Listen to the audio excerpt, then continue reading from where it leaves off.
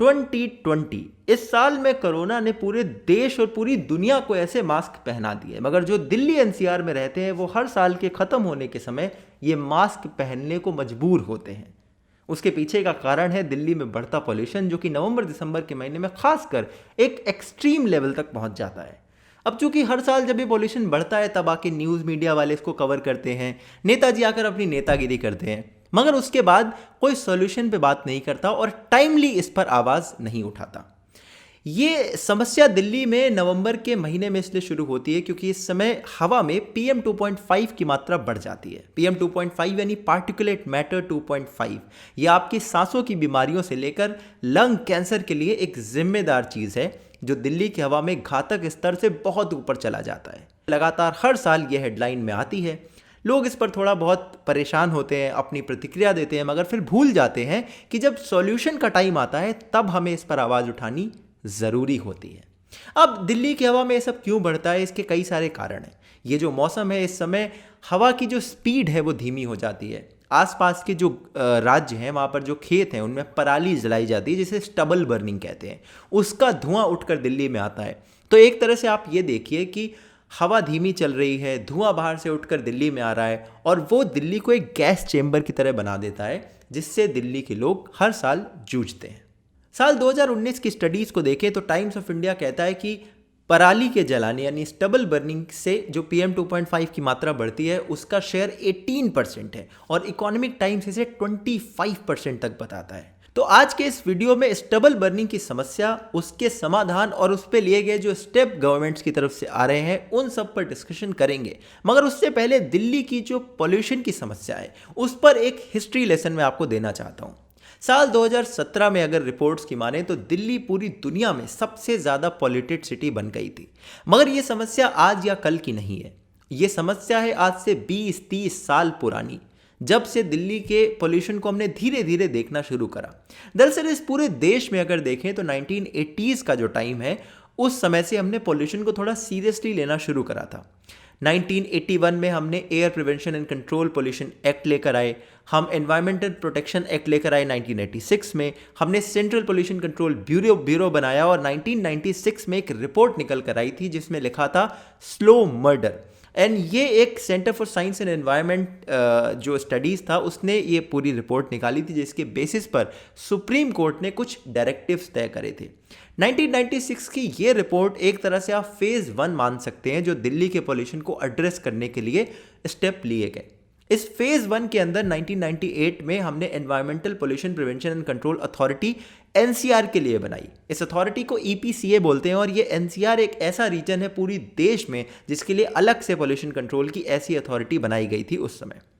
National air quality monitoring program इसके बाद launch किया गया और 1998 में EPCA ने अपनी रिपोर्ट सुप्रीम कोर्ट को दी। सुप्रीम कोर्ट ने उसके बेस पर कुछ दिशा निर्देश जारी करे, जिसमें कहा गया कि जो बसेस हैं, जो रिक्शॉज हैं, इन सब को CNG में कन्वर्ट किया जाए ताकि इनसे निकलने वाला पोल्यूशन कुछ कम किया जा सके। मगर 2004 से 2018 के बीच में दिल्ली के अंदर जो व्हीकल्स हैं उनका नंबर इतनी तेज़ी से बढ़ा है, 4 मिलियन से 11 मिलियन तक पहुंच गया है। इसका मतलब समस्या के समाधान के लिए जो कदम उस समय उठाए गए उसके एवज में जो समस्या का साइज है वो बहुत तेज़ी से बढ़ता चला गया। इसी के साथ हम एंटर करते हैं वेव नंबर 2 में। ये वेव नंबर 2 अब 2010 से 2015 के बीच की मान सकते हैं। इस दौरान दिल्ली NCR के लिए कुछ खास कदम उठाए गए, जैसे कि भारत स्टैंडर्ड 4 जो कि व्हीकल्स के लिए एक पॉल्यूशन स्टैंडर्ड है, वो 2010 में दिल्ली में लागू हो गया था और पूरे देश में लागू होने में अगले 7 साल लगे। इसके अलावा 2014 में national air quality index form किया गया था ताकि एक ट्रांसपेरेंट डेटा मेंटेन करा जा सके और जो सारे लोग उसको एक्सेस भी कर सकें। अब आती है वेव 3 जो कि 2015 से अभी तक के लिए। इस वेव 3 के अंदर हमने स्मॉग को कई बारी हेडलाइन में आते हुए देखा कि दिल्ली के अंदर स्मॉग फैल रहा है, दिल्ली के अंदर एक गैस चैम्बर जैसी सिचुएशन हर साल के एंड में क्रिएट हो रही है। 2016 में जो PM 2.5 जिसकी मैंने आप बात बताई वो 750 माइक्रोग्राम पर क्यूबिक मीटर चला गया था, जो कि 12 गुना ज़्यादा है एक परमिसेबल लिमिट से। तो इस थर्ड वाले फेज के अंदर जो की एक्शन लिए गए वो ये थे कि ऑड इवन को टेस्ट किया गया 2017 में, जो कि एक स्कीम अच्छी थी उस समय के लिए, मगर इस बड़ी समस्या को सॉल्व करने के लिए लॉन्ग टर्म सॉल्यूशन नहीं था। 2016 में फिर से सुप्रीम कोर्ट ने एक प्लान बताने की बात कही और जिसके अंदर 2017 में ग्रेडेड रिस्पांस एक्शन प्लान तैयार करा गया, यानी कि GRAP। ये ग्रेडेड रिस्पांस एक्शन प्लान का मतलब ये है कि दिल्ली के अंदर पोल्यूशन का स्टैंडर्ड, जो हवा की क्वालिटी है, वो जितनी खराब होती जाएगी उसी हिसाब से जो रेस्पॉन्स है उसी ग्रेड में बढ़ता चला जाएगा और अलग अलग ग्रेड में अलग अलग रेस्पॉन्स होगा और अलग अलग तरह के ब्लॉक लगाए जाएंगे। जैसे अभी आपने रिसेंट अगर न्यूज़ देखी हो तो दिल्ली और आसपास के इलाकों में डीजल से चलने वाले जनरेटर्स पर बैन लगाया गया है अक्टूबर की कुछ दिनों के लिए। और इसका रीज़न वही है कि ग्रेडेड रिस्पांस प्लान में आता है, क्योंकि अभी अगर आप देखें हवा की जो क्वालिटी है वो ख़राब होनी शुरू हो गई है और इसीलिए ये ग्रेडेड रिस्पांस तैयार किया जा रहा है। तो ये ग्रेडेड रिस्पांस काफ़ी अच्छे से काम कर रहा था। इसके साथ साथ एक बड़ी प्रॉब्लम भी है जो दिल्ली में अभी भी है, जैसे कि दिल्ली में जो टोटल एयर की मॉनिटरिंग होती है उसके 12 स्टेशन हैं और ये स्टेशन एक जगह से कंट्रोल नहीं होते। मतलब कि ये 12 स्टेशन अलग अलग, जैसे कुछ दिल्ली पोल्यूशन कंट्रोल कमेटी के अंदर आते हैं जो कि दिल्ली गवर्नमेंट हैंडल करती है, फिर कुछ system of air quality and weather forecasting and research के अंदर आते हैं जो कि ministry of earth sciences manage करती है, और फिर CPCB के अंडर आते हैं जो कि ministry of environment, forest and climate change handle करती है। तो ये जो अलग अलग लोग हैं ये अलग अलग तरह से डेटा कलेक्ट करते हैं और इनकी अलग अलग रीडिंग आती है, जिसकी वजह से काफ़ी प्रॉब्लम क्रिएट होती है। फिर आपस में डेटा शेयरिंग में भी प्रॉब्लम होती है। इस पर एक एक्शन लिया गया कि दिल्ली NCR में कुल 52 स्टेशन बनाए गए और उनसे ये कहा गया कि PM 2.5 की जब आप रीडिंग लेंगे तो उसका एक सेंट्रलाइज्ड डेटाबेस तैयार किया जाए ताकि हमें उस स्पेसिफिक पैरामीटर के बारे में पूरी तरह से ट्रैकिंग हो, पूरी तरह से जानकारी हो कि दिल्ली NCR में उसकी मात्रा कितनी ज़्यादा है।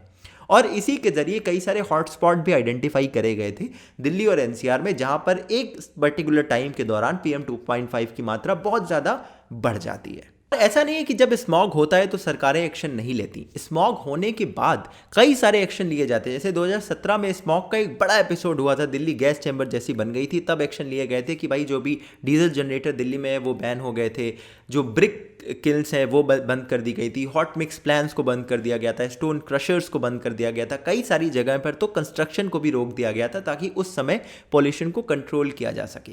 मगर सवाल ये है कि हम ये सारे रिस्पॉन्स जो है ये पॉल्यूशन होने के बाद लेते हैं, मगर इस स्मॉग को रोकने के लिए पॉल्यूशन होने से पहले काम करना होगा।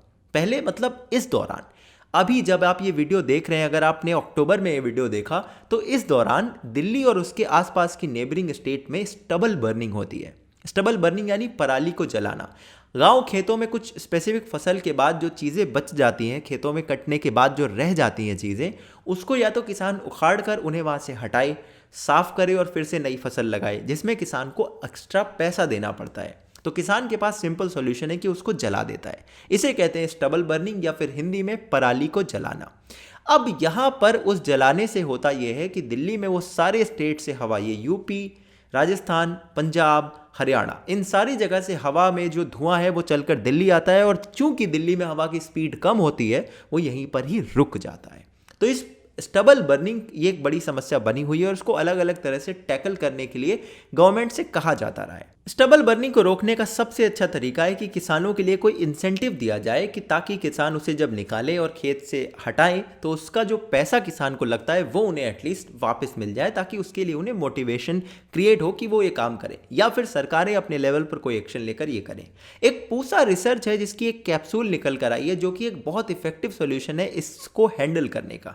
इस कैप्सूल को पानी में मिलाकर घोल तैयार किया जाता है 3 से 4 दिन तक, और उसके बाद इस पराली जो बची होती है उसके ऊपर खेत में स्प्रे कर दिया जाता है।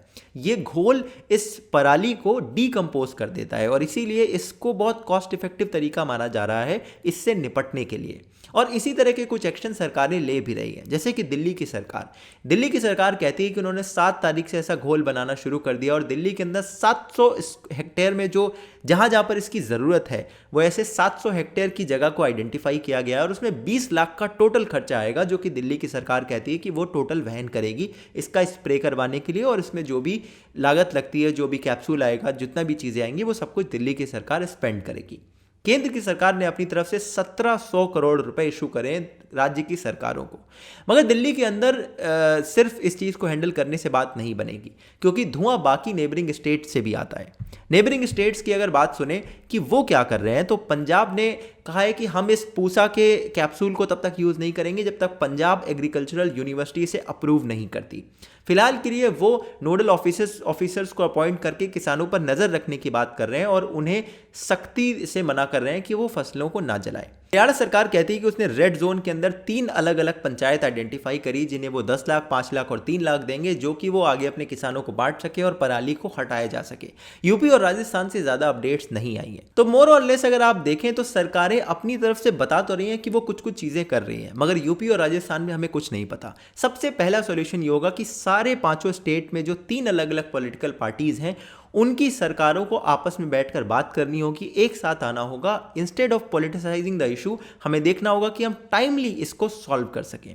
मीडिया को चाहिए कि उस पर वो टाइमली प्रेशर बनाए। मीडिया इसको कवर तो करता है, मगर तब जब स्मॉग बढ़ जाता है, जब उनके पास अच्छी फोटोज आ जाती हैं जिससे वो पब्लिक को दिखा दिखा कर डरा सके।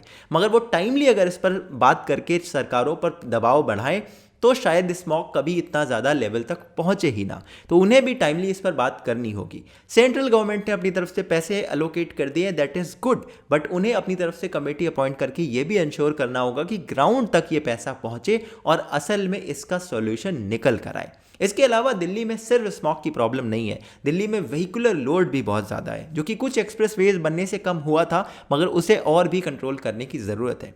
दिल्ली के अंदर एक बड़े फिल्ट्रेशन सिस्टम की ज़रूरत है, जो कि अपने यहाँ तो नहीं मगर बाहर देशों में लागू किया गया है। बड़े बड़े फिल्टर लगाए गए हैं जिससे कि इम्पैक्ट भी पड़ता है। तो कई सारे सॉल्यूशन हैं जो कि निकाले जा सकते हैं इसके, मगर ज़्यादा उसके लिए बात करने की ज़रूरत है। तो अगर आप लोग अभी भी टीआरपी के गेम में अटके हुए हैं तो मैं आपको सजेस्ट करूंगा कि ये टीआरपी वाले गेम को कुछ दिन के लिए साइड में रखिए। ये सही समय है। अगर आप दिल्ली या एनसीआर में रहते हैं तो आप न्यूज़ चैनल वालों पर दबाव बनाइए कि वो सरकारों पर दबाव बनाएं कि इसका सॉल्यूशन टाइमली निकाला जा सके, ताकि एक बार फिर से हमारे देश की राजधानी गैस चेंबर ना बने। यही था मेरा आज का वीडियो। उम्मीद करता हूँ आपको ये वीडियो पसंद आया होगा। अगर ये वीडियो पसंद आया और आप मेरे काम को सपोर्ट करना चाहते हैं, पेट्रियन और इंस्टामोजो के लिंक आपको डिस्क्रिप्शन और पिन कमेंट में मिल जाएंगे। ऐसे और इंसाइटफुल, इंटरेस्टिंग और इंपॉर्टेंट वीडियोस देखना चाहते हैं तो इस चैनल को सब्सक्राइब कर लीजिए। Like this video, share it with your friends. आपसे मैं मिलूंगा अगले किसी और वीडियो में। तब तक के लिए अपना ध्यान रखिएगा। जय हिंद, वंदे मातरम।